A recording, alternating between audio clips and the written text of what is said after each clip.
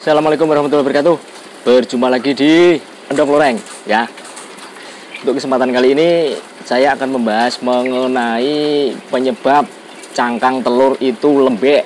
Nah, dari teman-teman semua pasti mengalami ini semua, dan di sini akan saya bahas menurut pengalaman saya penyebabnya apa dan cara mengatasinya bagaimana. Oke, sebelumnya yang belum BPJS silahkan BPJS dulu, bayarnya pakai jempol dan subscribe.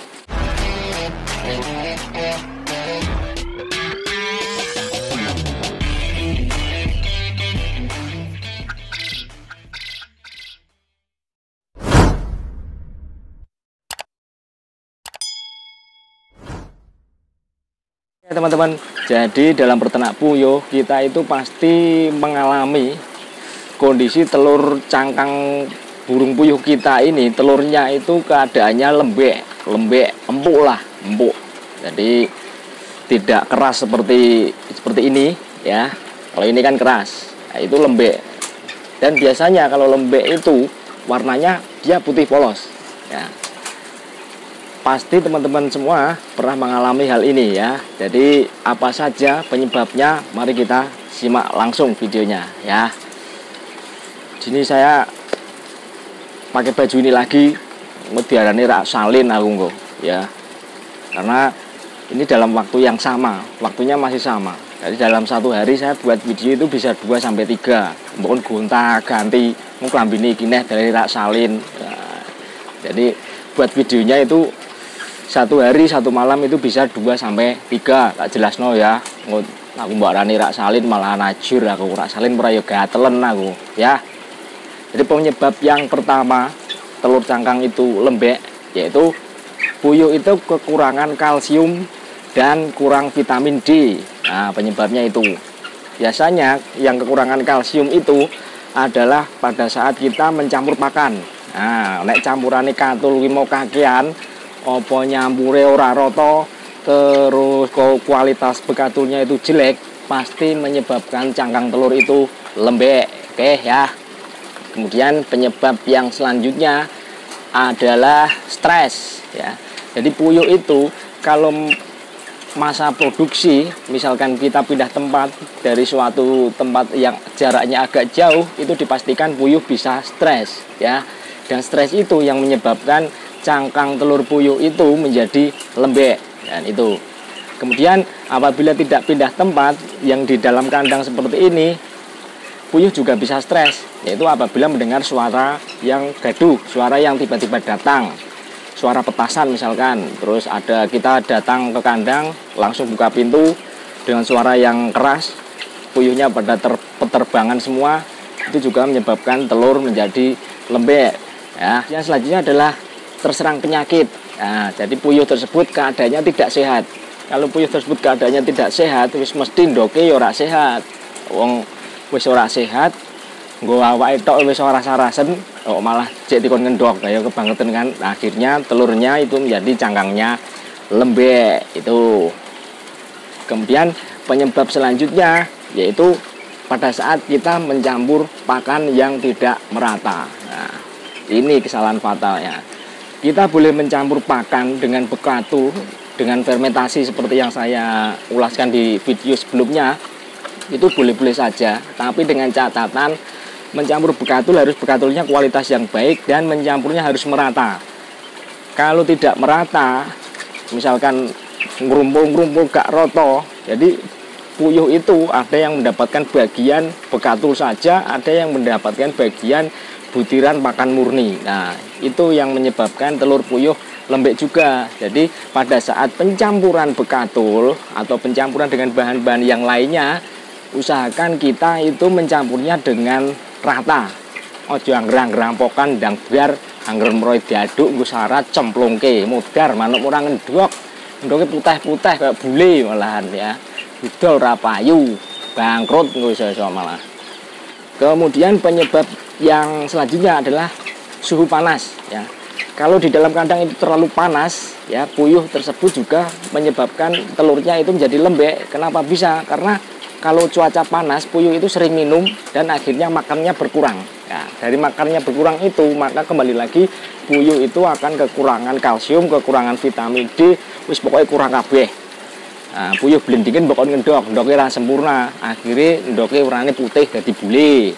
Kemudian cara mengatasinya, yang pertama itu apabila puyuh tersebut kekurangan kalsium dan kekurangan vitamin D, kita itu kalau mencampur pakan itu usahakan campurannya adalah begatul yang berkualitas, kemudian pakannya juga pakan yang berkualitas. Kemudian termasuk gonta-ganti pakan pun juga menyebabkan telur puyuh menjadi lembek loh ya.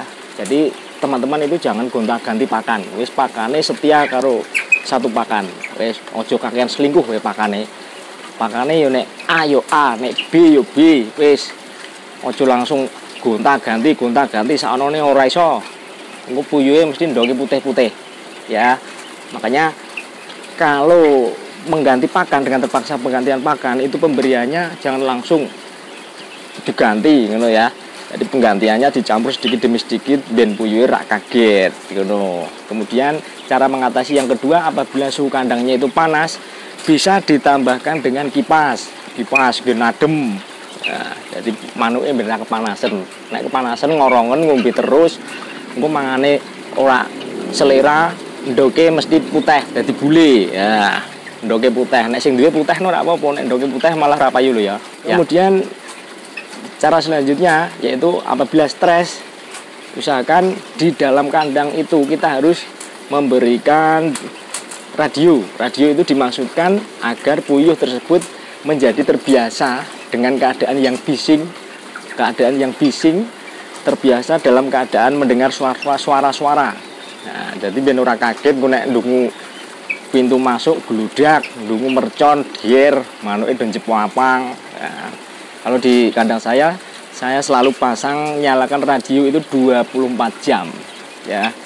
Manuke ben ra stres. Tur kuwi lah manuke yo ben seneng barang, ben iso karaokenan yo karepe ngono lah ya. Jadi manuke ben ra stres. Nek stres aku yo melu stres lho yo, manuke ra ngendok tak pakani ra ngendok, nyonyor aku malahan ya. Nukokno pakan tok. Kemudian cara mengatasi yang selanjutnya yaitu yo kuwi mau ojo gonta-ganti pakan ya, jangan gonta-ganti pakan ya itu. Kemudian cara selanjutnya yaitu apabila kita mencampur bekatul atau bahan-bahan lainnya, usahakan dalam mencampur itu kita harus merata sekali kalau mencampur. Jadi ojo angger-anggeran, dicampur secara merata, ora usah kesusu, dicampur sing apik ya, dengan senang hati, ora usah kemrungsung. Wis nyampur ki karo joget ya, nyampur karo ndungokke apa DJ mama muda popong kan, jadi ngen happy lah. Jadi mencampurnya itu biar merata. Ojo nganti do jendok kiwa tengen ku mbok biukke manuke malah ana sing entuk katul tok, ana sing entuk pakan murni. Kan ndoke do bule-bule kabeh malah. Hah, sing duwe barang ku dadi bule barang malah lara malah kok. Kemudian selanjutnya yaitu bibit penyakit ya. Bibit penyakit, kalau puyuh itu dalam keadaan sakit, pasti puyuhnya telurnya itu menjadi putih-putih. Dan kita usahakan kita meningkatkan daya tahan tubuh puyuh secara maksimal, yaitu dengan cara pemberian probiotik. Nah aku yo wis tau probiotik herbal, wong kuwi aku sing tak nyangi yo kuwi. Jadi saya tidak menyarankan obat yang lain, tapi hanya menyarankan probiotik yang herbal. Probiotik herbal itu bagaimana ada di video saya yang sebelumnya. Jadi herbal ini aman-aman. Wis ora ono herbal ini mendem keracunan. Pemnes yang jelas murah. Wis kuno ya murah. Yang jelas murah, aman. Nah, untuk jangka panjangnya itu aman sekali. Oke. Kemudian selanjutnya yaitu dengan cara kita membersihkan kandang secara rutin. Terutama yang fatal itu adalah di tempat minumnya. Biasanya kita sebagai peternak itu di tempat minum yang berbentuk nipel seperti itu, kita teledor, nipelnya itu kotor sekali, jendok, mbah ono gudale, mbah ono apane itu jendok, ada sisa-sisa pakan yang nyemplung ke tempat minumnya. Nyemplung ya apa? Masuk. Nah, yang masuk ke tempat minumnya itu sehingga mengotori tempat minumnya, dan itu menjadi sarang bakteri yang nantinya membawa bibit penyakit masuk ke dalam tubuh puyuh kita sehingga puyuh kita menjadi sakit. Nah, nek wis penyakitan loro ndoke bule. Nah, sing duwe mesti ngeluh, stres sisan. Manuke stres, sing duwe stres, edan. Ngobar kuwi bangkrut, adol dadah. Oh, nyonyor neh. Wis adol dadah, jek ditarik bang gara-gara utang. Oh.